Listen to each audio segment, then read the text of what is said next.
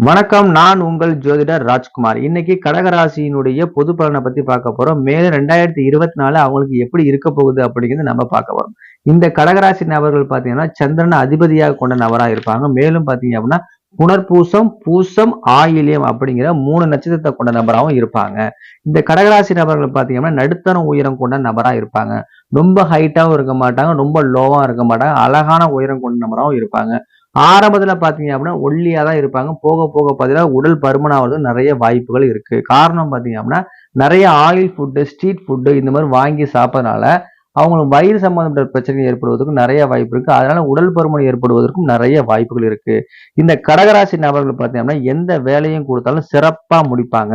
மற்றவர்கள் மனதுல பார்த்தீங்கன்னா, சீக்கிரம் இடம் பிடிச்சுருவாங்க. அதுக்கு என்ன காரணம் அப்படின்னா, எப்பயுமே சிரிச்ச முகத்தோடையும், கலகலப்பா பேசுற தன்மையும் தான் அவங்க மற்றவர்கள் மனதை சீக்கிரம் இடம் பிடிக்கிறதுக்கு மெயினான காரணம்.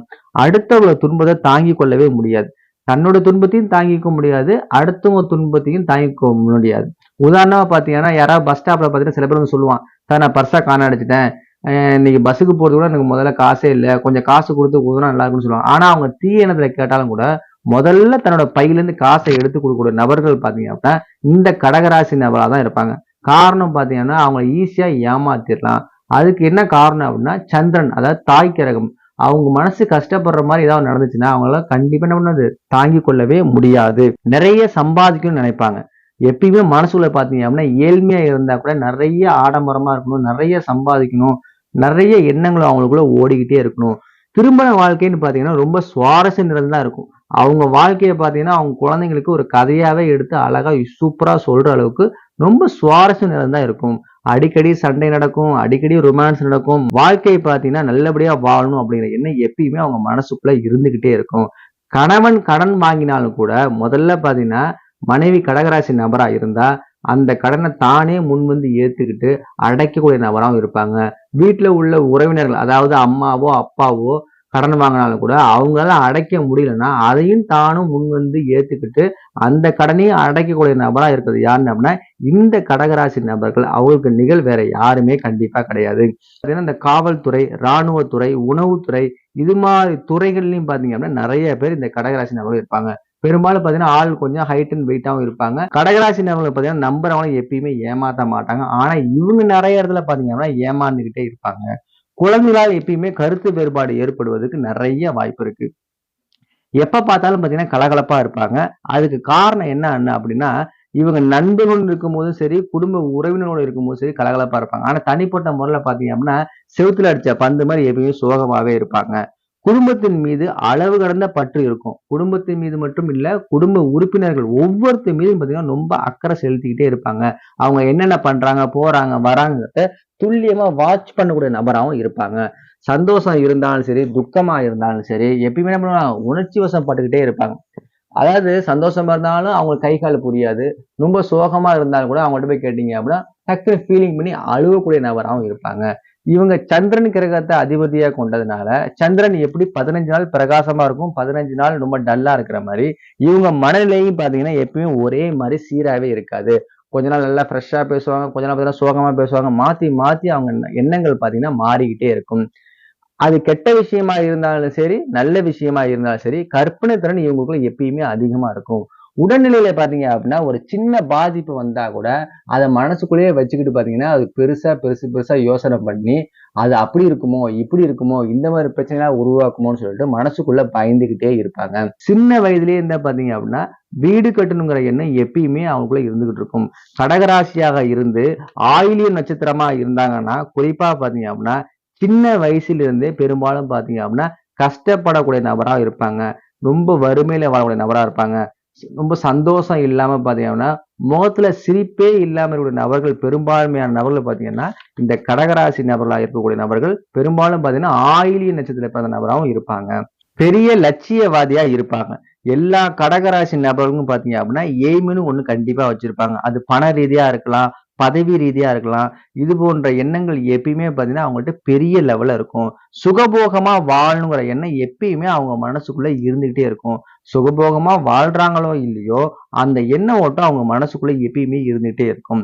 வண்டி, வாகனம் இல்ல அவங்க யூஸ் பண்ற பொருட்கள் எதுவாக இருந்தாலும் சரி, நல்ல குவாலிட்டியா, ரிச்சா வாங்கணுங்கிற எண்ணம் அவங்களுக்குள்ள இருந்துட்டே இருக்கணும். பார்க்கறதுக்கு கலர்ஃபுல்லா இருக்கணும். பிறரை பார்க்கறதுக்கு ரொம்ப அட்ராக்டிவா இருக்கணுங்கிற எண்ணம் அவங்க மனசுக்குள்ள இருந்துட்டே இருக்கும்.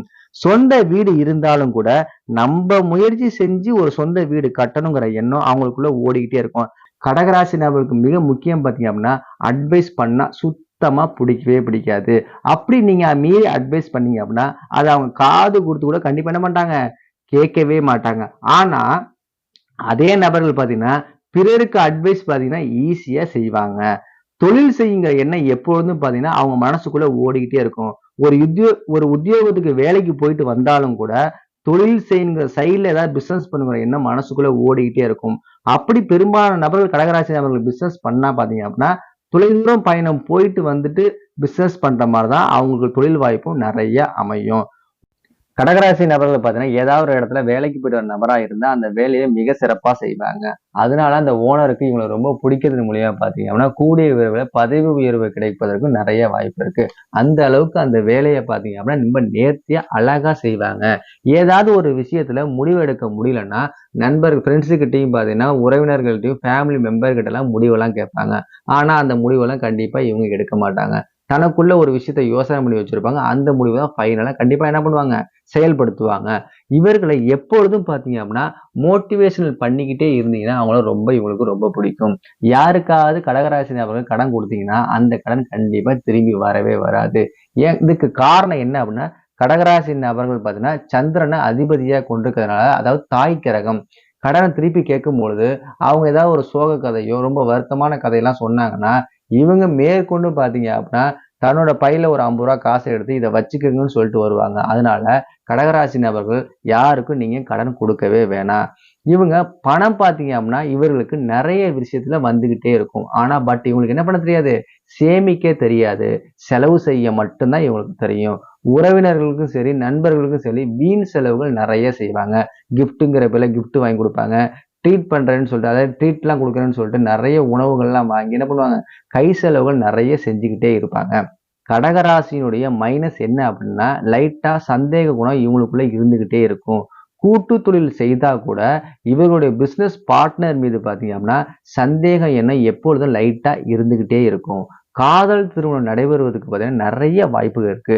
திருமண வாழ்க்கையில பார்த்தீங்கன்னா, தன்னோட லைஃப் பார்ட்னர் தான் சொல்றது தான் கேட்கணுங்கிற எண்ணம் இவங்களுக்கு மனசுக்குள்ள எப்பயுமே ஓடிக்கிட்டே இருக்கும்.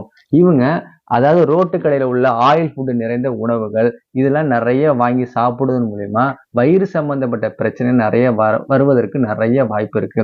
அதனால இதெல்லாம் தவிர்ப்பது ரொம்ப நல்லது. பெரும்பாலும் கடகராசி நபர்கள் பார்த்தீங்கன்னா, அழகா இருப்பாங்க. இல்ல அப்படின்னா, அழகு சாதன பொருட்கள நெறைய வாங்கி யூஸ் பண்ற நபரா இருப்பாங்க. இல்ல தன்னை அழகா காட்டணுங்கிற எண்ணம் எப்பயுமே அவங்க மனசுக்குள்ள இருந்துகிட்டே இருக்கும். அடுத்தது நம்ம பார்க்க போறது பார்த்தீங்க அப்படின்னா, 2024க்கான கடகராசியினுடைய பொது பலனை பத்தி பார்க்க போறோம். பெரும்பாலும் இந்த கடகராசி நபர்கள் சிவன சரணாகதி அடைஞ்சிட்டா, நெறைய பிரச்சனை இவங்களுக்குள்ள வராம இருக்கிறது தவிர்த்திடலாம். பெரும்பாலும் திருவண்ணாமலையில உள்ள சிவன தரிசனம் செய்யலாம். காளகஸ்திரி போலாம், சிதம்பரம் போலாம், திருச்சியில உள்ள திருவல்லைக்காப்பு அப்படிங்கிற இடத்துக்கு போலாம்.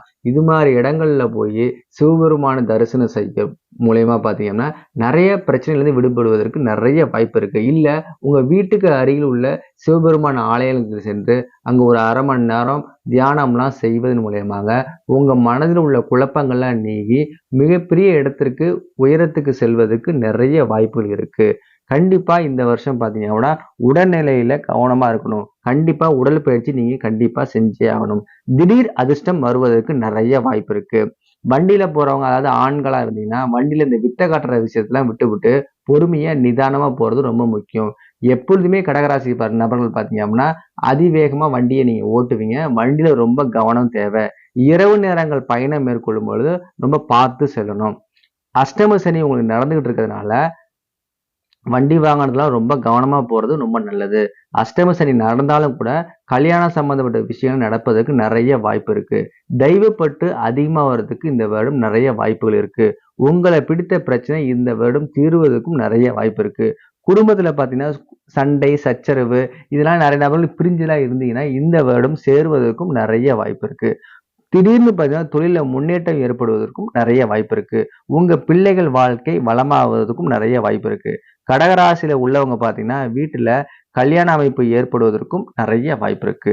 அஷ்டம சனி இருந்தாலும் சரி, கடகராசி நபர்கள் யாராவது அரசியல்ல இருந்தீங்கன்னா, நிறைய முன்னேற்றங்கள் ஏற்படுவதற்கும் நிறைய வாய்ப்பு இருக்கு. குழந்தையின்மை பிரச்சனை தீர்வதற்கும் இந்த வருடம் நிறைய வாய்ப்புகள் இருக்கு. அஷ்டம சனி இருக்கிறதுனால கால்ல பிரச்சனை ஏற்படுவதற்கு நிறைய வாய்ப்பு இருக்கு. அதனால கால்ல எதுவும் சின்ன சின்ன பிரச்சனை ஏற்படணும். அதை உடனே வந்து டாக்டர்கிட்ட சென்று ஆலோசனை செஞ்சுக்கிறது ரொம்ப நல்லது.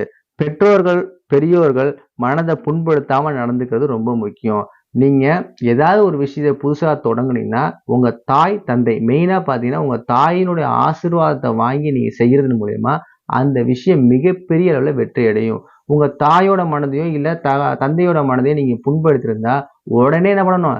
சட்டுன்னு கால்ல விழுந்து, அவங்க மனச என்ன பண்ணணும்? லேசாக்குறதன் மூலியமா, நீங்க மிகப்பெரிய முன்னேற்றத்துக்கு அடைவதற்கு நிறைய வாய்ப்பு இருக்கு. அதனால கண்டிப்பா என்ன பண்ணாதீங்க? தாய், தந்தையிட்ட வாக்குவாதம் பண்ணுவதை தவிர்ப்பது ரொம்ப நல்லது. வங்கிகள், காசோலைலாம் ரொம்ப கவனமா இருக்கணும். நீங்க பேங்க்ல வேலை பார்க்குற நபரா இருந்தா, செக்ல உள்ள பேரெல்லாம் கரெக்டா இருக்கா? இல்ல நம்ம அமௌண்ட்ட சிஸ்டத்துல கரெக்டா அடிக்கிறோமான்னு ரொம்ப கவனமா இருக்கணும். உதாரணமா பார்த்தீங்கன்னா, ரூ. 100 அடிக்கிறதுக்கு ரூ. 1000 அடிச்சிருவீங்க. அதனால ரொம்ப கவனமா பார்த்து இருக்கணும். அடகு நகைலாம் வச்சிருந்தீங்கன்னா, அதுல மீட்கிறதுக்கு நிறைய வாய்ப்பு இருக்கு. புதிய நபர்கள் பழக்கவழக்கத்தெல்லாம் ரொம்ப பார்த்து கவனமா இருந்துக்கட்டும். விலை உயர்ந்த பொருட்கள், தங்க ஆபரணங்கள் வாங்குறதுக்கு நிறைய வாய்ப்பு இருக்கு. கடன் வாங்குவதை தவிர்ப்பது நல்லது.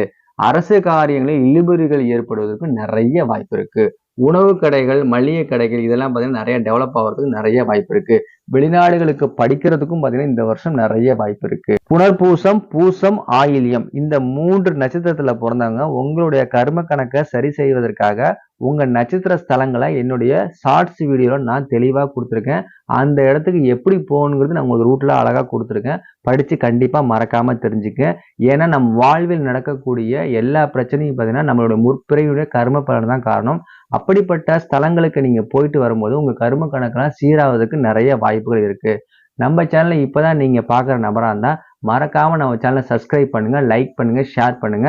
நன்றி, வணக்கம்.